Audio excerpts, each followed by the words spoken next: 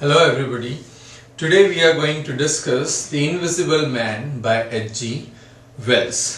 So this novel is a science fiction by H.G. Wells, and in this novel H.G. Wells has tried to explore the extremities to which human mind can go, and also he tells us about that what a human being can do when he is, say, forced to the limits of human tolerance. So here the main character is a person named Griffin. Here the main character is a person named Griffin who is a scientist. He was a student of medicine. He was a student of medicine who was interested in light, and that's why later he switched over to physics to study light and to further explore that thing. He was an albino.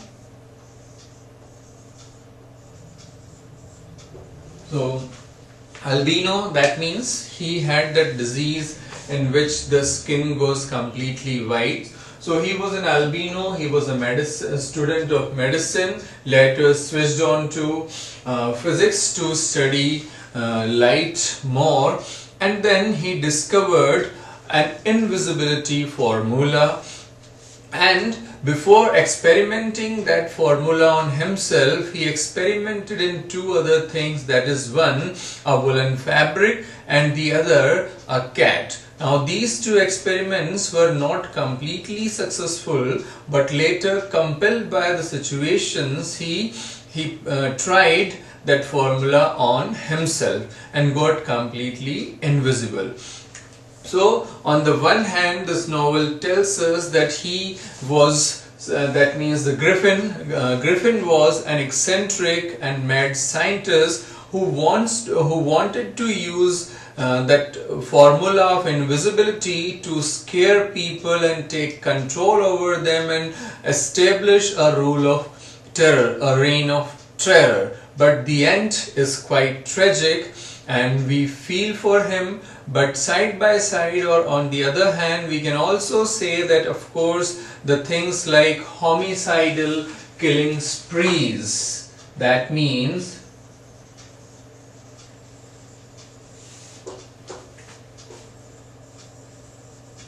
homicidal killing sprees, that means killing people, an orgy of killing people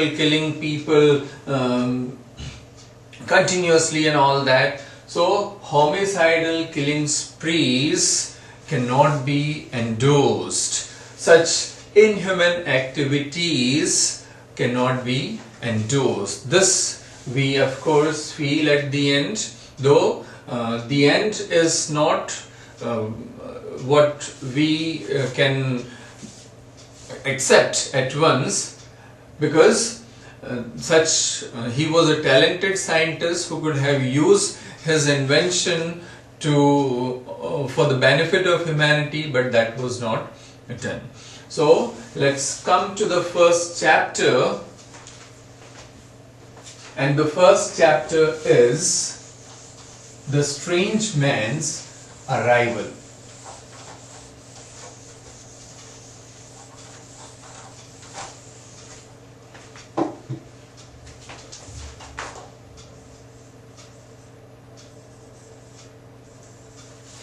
Chapter 1. It is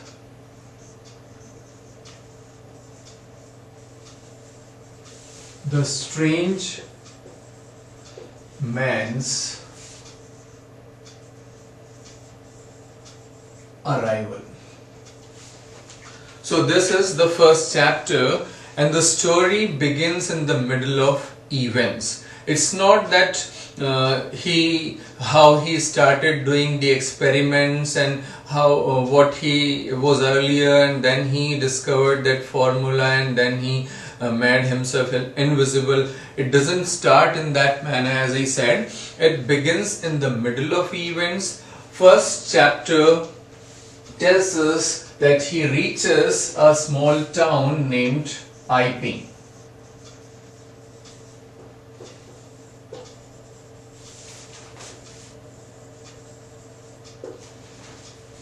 So it was in the month of February.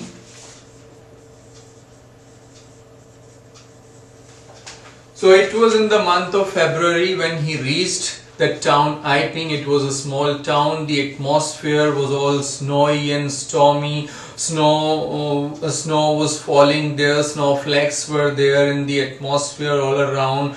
And he covered from head to toe completely without showing even a bit of his skin, reached coach and horses.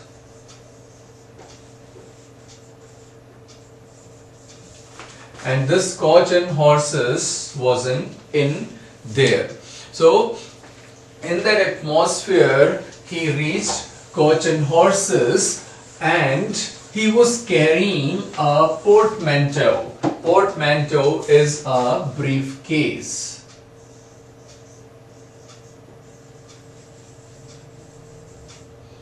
He was carrying a portmanteau with him, and carrying that he went to this inn, Coach and Horses. The owner of this Coach and Horses are Mrs. and Mr. Hall. These are the owners of this inn. Mrs. Hall is Jenny and Mr. Hall is George. So he entered that inn, Coach and Horses, and he put his briefcase, that portmanteau, down, and he cried, "Fire, fire, for the sake of human charity, fire and a room." He was crying. Mrs. Hall, who saw him, at once reached there, and he was taken to the parlor. He was taken to the parlor, and he struck a deal with Mrs. Hall. At once put some sovereigns, some coins there, and he fixed the deal for the room there.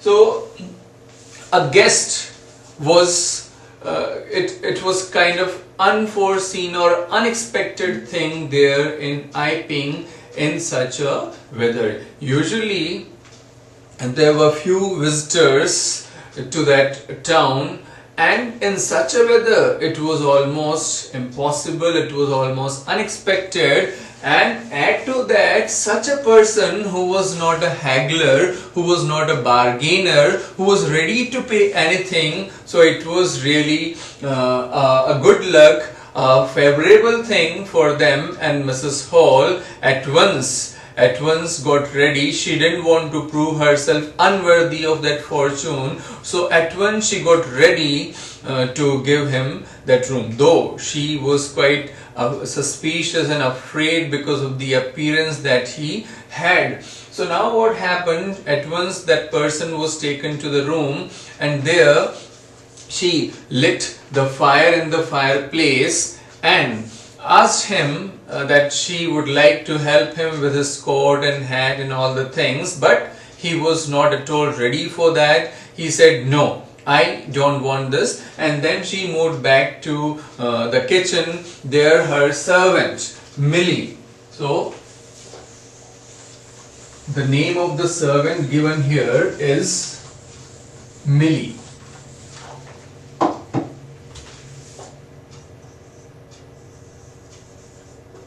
Millie,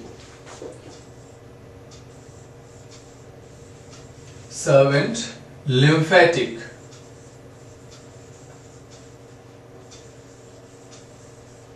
A lymphatic servant means lazy servant. So she was doing the work in the kitchen, and Mrs. Hall at once went to kitchen and started chiding and scolding that Millie to quicken, to pace up the thing she was doing, and she herself got ready some things like she herself cooked bacon, and she took eggs to his room and served the things there. Now at that time she was surprised to see, because that was the time when she properly looked at him, that was the time when she paid more attention to his appearance, and she was quite surprised to see that his forehead, because he had removed his hat now and his forehead was, the face was completely bandaged, and that was really quite a strange scene, and she thought that he might be in some accident, and that's why he was like that. Only the pinkish nose, only that was visible, and even the head, here and there some hair was visible, and like horns coming out of that bandages, only that was visible, and the complete body was covered. Hands, even the hands were covered with gloves, and of course coat, pant, shirt, everything was there on his body to cover. The boots were there, socks were there, so not a bit of his skin was visible.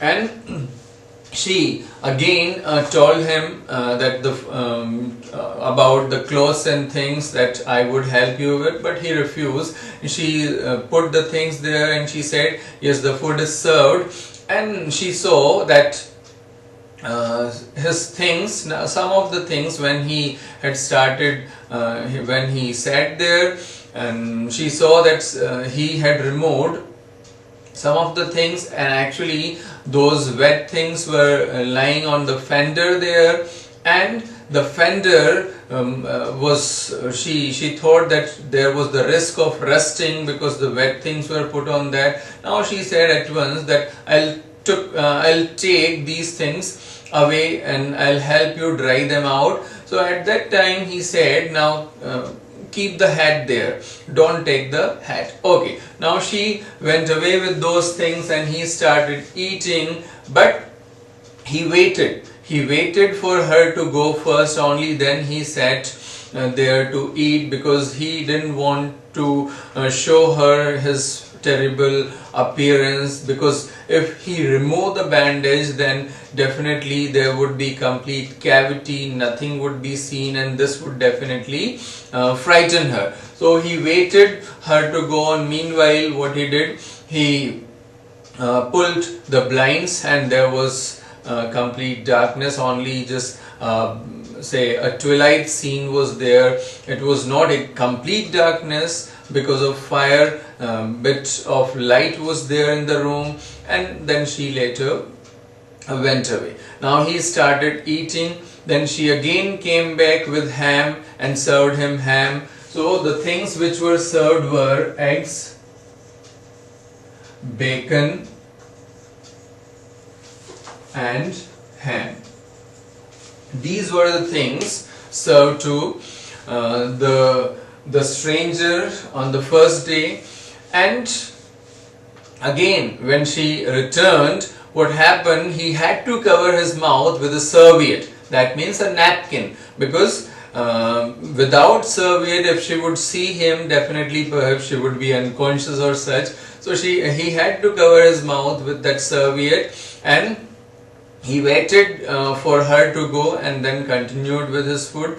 Later, when she came to remove the things, to take those dishes away, she saw he was having a cigar, and then he was a bit relaxed as well. Earlier he was quite rude with her, but now he was a bit relaxed after taking all the meals and things. He was quite relaxed, and now he wanted a matchstick from her to light that cigar.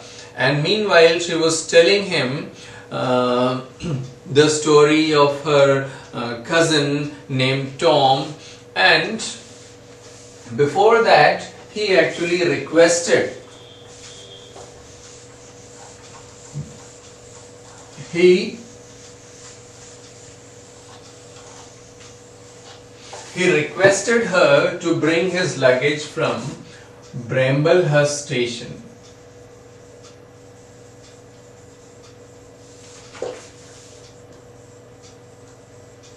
He told her that his luggage is there at the Bramblehurst station and he wants that to be brought here.